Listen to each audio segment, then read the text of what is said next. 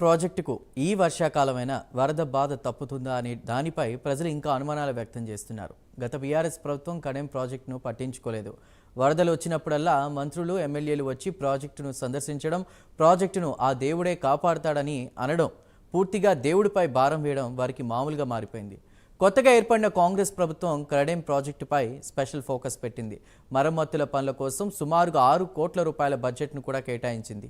ఈ క్రమంలో ప్రస్తుతం కడెం ప్రాజెక్టు మరమ్మతులు కూడా జరుగుతున్నాయి. అయితే వర్షాకాలంలోపు మరమ్మతు పనులు పూర్తి కానున్నాయా? ఈసారి వరద బాధ తప్పనుందా? ఆయకట్టు రైతులు, స్థానికులు ఏమంటున్నారు? Prime 9 news ground report.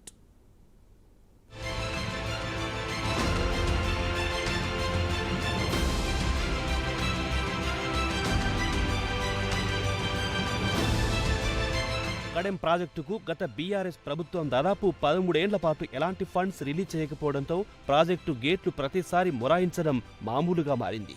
ఈ క్రమంలో 2022 జూలై 12న ప్రాజెక్టులోకి దాదాపు 6 లక్షల క్యూసెక్కుల నీరు రావడంతో గేట్లు మొరాయించి డ్యాం కొట్టుకుపోయే పరిస్థితి నెలకొంది. అప్పట్లో ఓ కౌంటర్ వెయిట్ కొట్టుకుపోయింది. ఆ తర్వాత కూడా అప్పటి బీఆర్ఎస్ ప్రభుత్వం స్పందించకపోవడంతో 2023 జూన్లోనూ అదే పరిస్థితి నెలకొంది. దాదాపు 3 లక్షల క్యూసెక్ల వరద రావడంతో మరోసారి టెన్షన్ వాతావరణం ఏర్పడింది.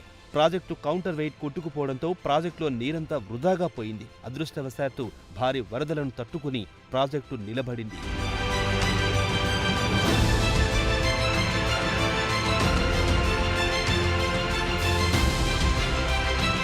ప్రస్తుతం కొత్తగా ఏర్పడిన కాంగ్రెస్ ప్రభుత్వం ప్రాజెక్టుపై స్పెషల్ ఫోకస్ పెట్టి ప్రాజెక్టు మరమ్మతుల కోసం ప్రభుత్వం ఏర్పడ్డ 3 నెలల్లోనే 6 కోట్ల రూపాయలు కేటాయించింది. మరమ్మతులకు టెండర్ ప్రకటించింది. కడెం ప్రాజెక్టుకి 9 ఇండియన్ గేట్లు, 9 జర్మనీ గేట్లున్నాయి. వీటికి బేరింగ్స్, రబ్బర్స్, వాటర్ సీల్స్, అలాగే గేట్ల అలైన్మెంట్స్, గేట్లను లేపే మోటార్లు రిపేర్ లాంటివి పనులు చేయాల్సి ఉంది.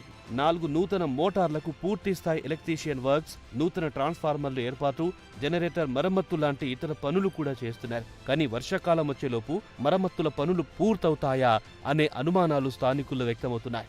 గత 3 సంవత్సరాల నుంచి ఇక్కడి రైతులు పంటలకు నోచుకోలేదు. అలాగే కోతకు గురైన పంట భూములకు నష్టపరిహారం చెల్లించలేదు. జరిగిన నష్టాన్ని అంచనా వేయలేదని ఇక్కడి రైతులు వాపోతున్నారు.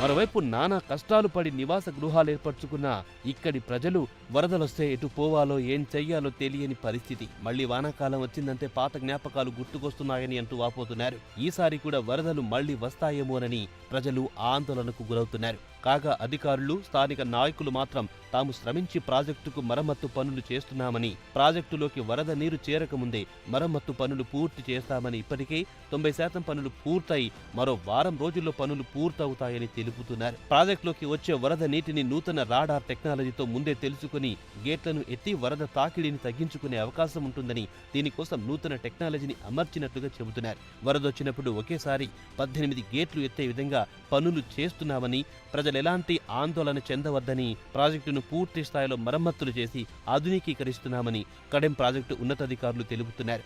చూడాలి మరి వర్షాకాలంలోపు అవి పూర్తవుతాయో లేదో మరి.